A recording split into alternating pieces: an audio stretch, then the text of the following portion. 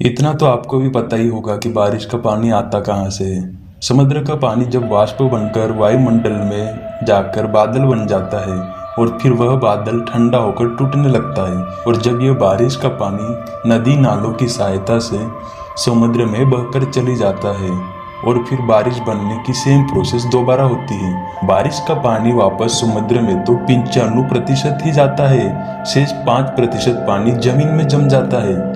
क्या आपने सोचा है ये पानी जमीन में जमकर कहाँ जाता होगा? जाता भी होगा तो किस गहराई तक जाता है? और क्या वाकई में जमीन के नीचे कोई पानी का विशाल भंडार उपलब्ध है? क्योंकि हमने इतना तो पढ़ा ही है कि हमारी धरती 3 लेयर्स में डिवाइडेड है। इसकी जो सबसे ऊपर लेयर होती है उसे हम भूपट्टी या क्रस्ट कहते हैं, जो 30 से 35 किलोमीटर गहरी होती है। इसके बाद जो दूसरी लेयर आती है वह है मेटल, जो क्रस्ट से 2900 किलोमीटर गहरी है। और फिर आती है धरती की आंतरिक संरचना क्रोट, जो 2 भागों में बटी है, आउटर कोर और इनर कोर। इसका तापमान लगभग 6000 डिग्री सेल्सियस तक होता है, जहां लोहा और निकिल जैसी धातु लिक्विड अवस्था में पाई जाती हैं।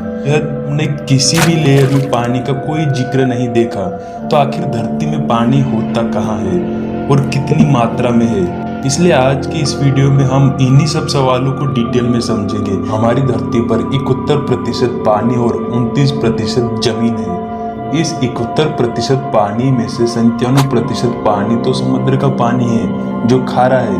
केवल 3% पानी ही शेष है जो हमारे पीने योग्य है।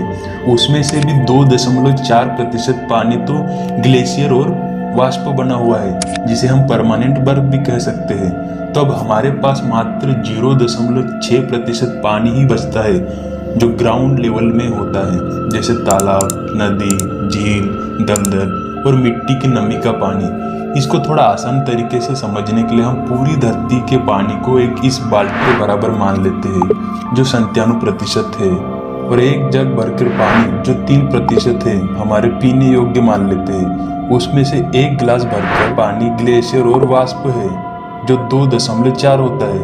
अब हमारे पास उस 1 गिलास में से 1 चम्मच भर पानी जो हमारे एक्चुअल उपयोग में आता है, जो केवल 0.6% ही है।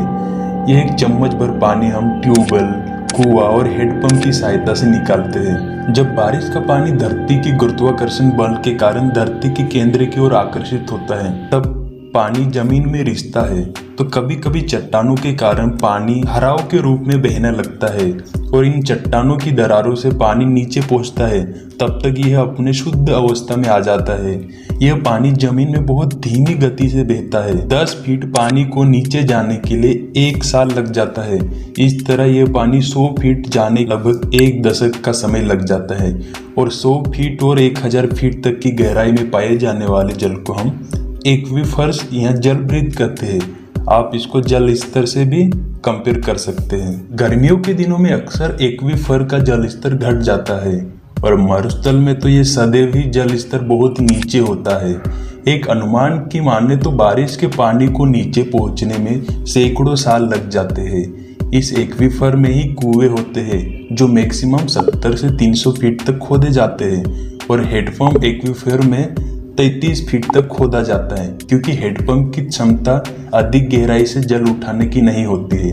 वही ट्यूबवेल की बात करें तो इसकी मैक्सिमम गहराई 1800 फीट तक होती है, जबकि हमारी धरती पर समुद्र की सबसे ज्यादा गहराई यूएस के गावाम आइलैंड के पास मेरिन ट्रेंच नामक जगह पर पाई गई थी, जिसकी गहराई 10,935 मीटर है, लगभग 10 किलोमीटर के बराबर। इसे साधारण समुद्र की गहराई 3.5 किलोमीटर तक पाई जाती है।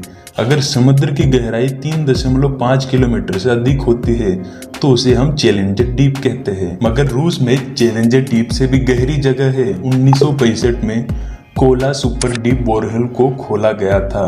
फिर 24 मई 1970 को इसकी खुदाई शुरू कर दी थी। 1992 तक इस गड्ढे की गहराई 12,262 मीटर हो चुकी थी। हालांकि 1995 में इसे पूरी तरह से बंद कर दिया था, और आज भी यह धरती का सबसे गहरा मानव कृत्रिम गड्ढा माना जाता है।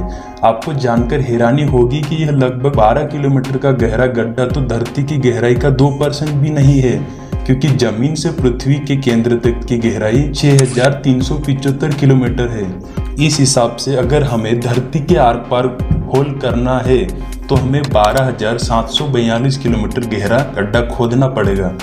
अब तक हमने पाया था कि धरती के नीचे जितना भी जल उपलब्ध होता था वो लिक्विड द्रव अवस्था में होता था, मगर हाल ही में वैज्ञानिकों ने धरती के नीचे से जल को ठोस अवस्था में भी खोज निकाला है, जो बर्फ की अवस्था में पाया गया था। टेक्निकली धरती के नीचे पाए जाने वाले बर्फ को परमाफ्रोस्ट कहा जाता है। इस खोज से अनुमान लगाया जा रहा है कि धरती के मेटल में 250 से 410 माइल में जल का एक विशाल भंडार हो सकता है। यह जल जीवाश्म या फॉसिल वाटर धरती के ऊपर उपलब्ध जल से 3 गुना अधिक हो सकता है। अगर ऐसा कुछ होता है तो हमारी 71% जल और 29% थल वाली थ्योरी पूरी तरह से गलत हो जाएगी। खैर, इन साइंटिस्ट की रिसर्च अभी भी जारी है।